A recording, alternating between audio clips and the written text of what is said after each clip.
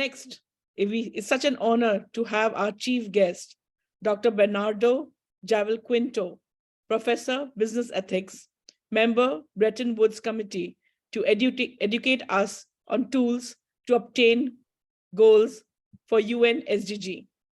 Dr. Javalquinto, economist, was born in New York City, USA, and currently an advisor to countries, board of directors, and CEOs worldwide. He has the expertise in business development and provides advisory services to companies wishing to do business in Chile. Mr. Javalquinto has been associated with companies such as the World Bank, ISC, Embassy of Chile in the US, and also Henkel Lechtel. Let's welcome Dr. Javalquinto to share his education and experience with us over here. Thank you. Thank you very much for this opportunity, and I would like to join with all the other speakers. I agree 100% with them, and as you mentioned, I had a lot of experience working with the 17 goals of the United Nations. And what I would say to the people is that I took this citation from Carl Sagan, which it was a great astrophysical person, and he said there's no plan B, and there is no planet B. In our obscurity, in all the vastness of the universe, there's no hint that help will come from somewhere else to save us from ourselves. We need to help ourselves to save our planet. So, saying that, I took the time to try to concentrate in the main topics and the tools that we require to work in the human capital, which is the most important asset of anything. If we don't invest in human capital, I would say that social justice and freedom is the supreme value of every person, and freedom is essential for economic prosperity in any society in the world, and social and human development as well, because if we do not have freedom, we do not have development. Understanding this recognition, I have received this opportunity to be and talk about the 17 goals of the United Nations. First of all, for the fight against social inequality, climate change, women empowerment, youth employment, incentive, and promotion of peace through education. Education, I think we have to really think that without education, we have nothing else. Therefore, all issues must be addressed from all the sectors of society, and we can build a better and more sustainable society with more equity and better opportunities to all of us. The first question that rises to my mind would be how we can do this. How we can achieve to get all the people talking in the same language and with the same goals. It's difficult because, first of all, I mean, as we all know, we reach to the 8 billion people, as a society, and the world is a completely in crisis today with inflation, economic issues, political, and people is not really agreeing and advancing in anything. So how do we do this that we are proposing? And I agree with all the speakers before me.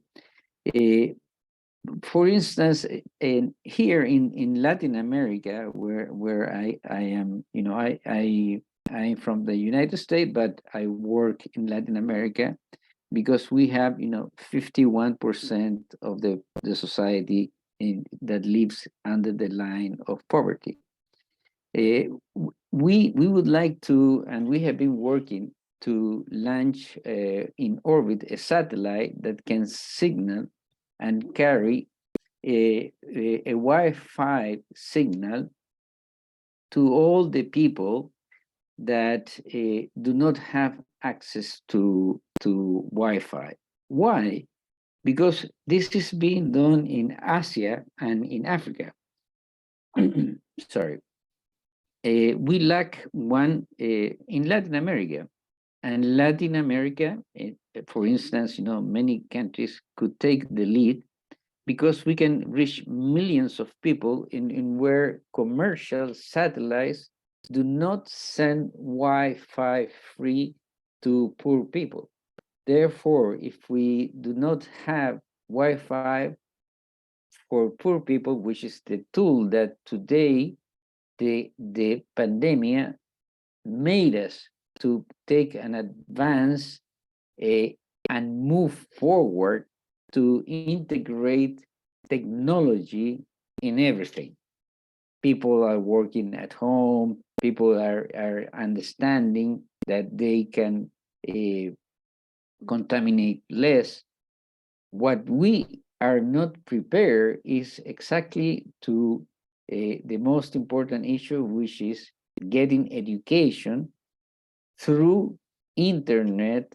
And to get through internet, we need to have satellites that send free signal to people, so the volume of people that do not have access to that, they can have this opportunity.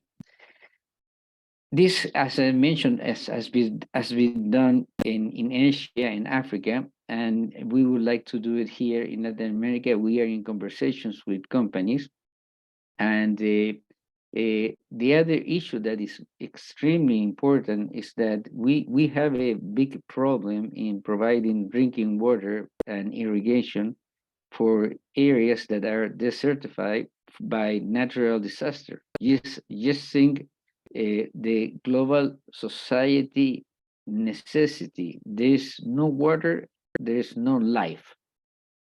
The third social issue is social justice. If we do not have peace, as we should have, many people all over the world does not have any support to take initiative in social justice. This role is extremely important, that universities, institutions, and organizations, they can help to develop socially and economic education centers to give and get closer to people. If we do not get closer to the people, we cannot have and give these tools to people. We are creating also institutions and educations, which are, we call them social entrepreneurship, which centers that all the profits that the company makes reinvest the money in the company, so everybody benefits in the company, and that it has to be taught in a certain way, and we cannot be always be so greedy that like what are the teachings of a Nobel Peace Prize in Chicago, at the Chicago University, in which they want to economically maximize profit, minimum investment, and a reduction of cost.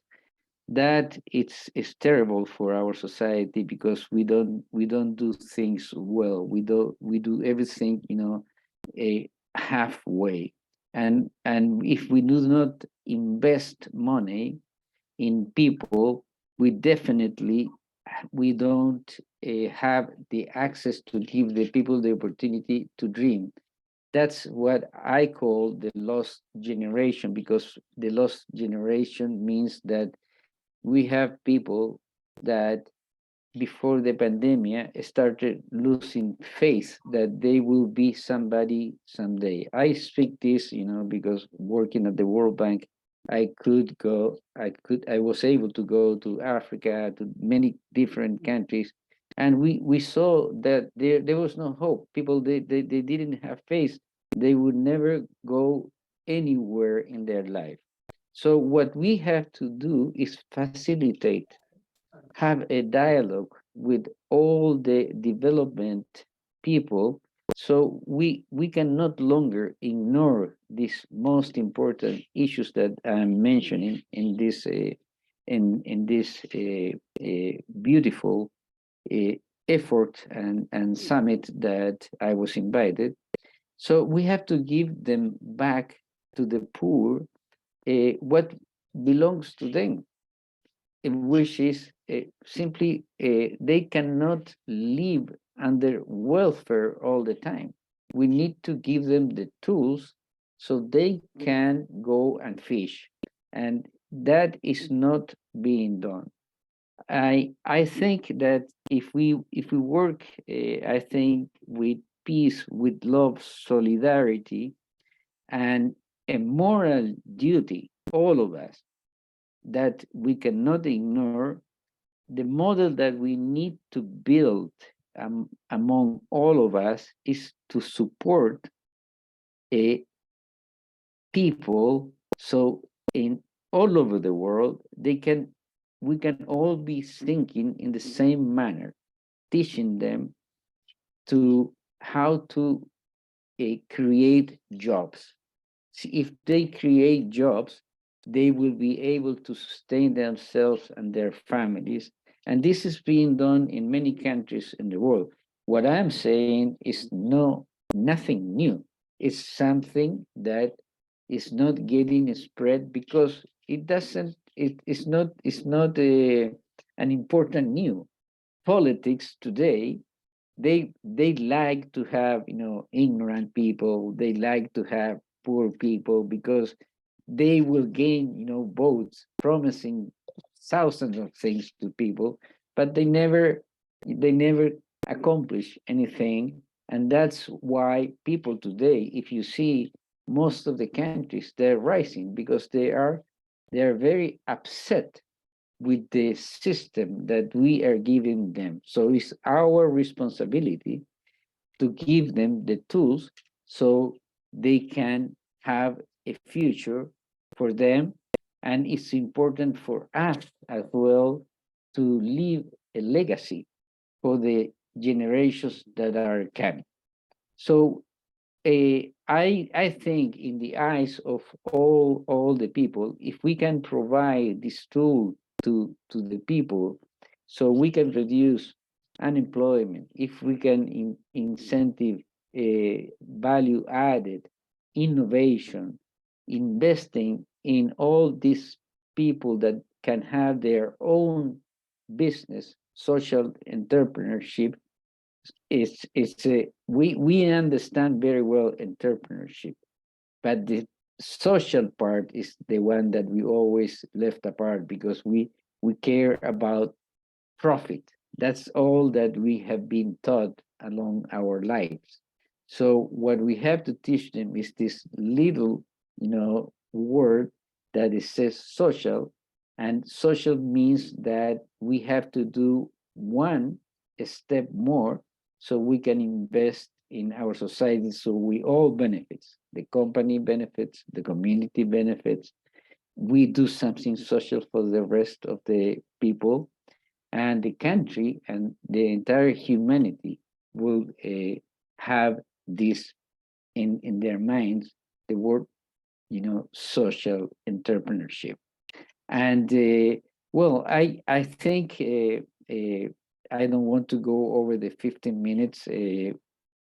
I So I must say that the future of humanity is in our hands, not only in in the governments or big egos of these multimillionaire people that are doing a lot of things, but they only satisfy themselves.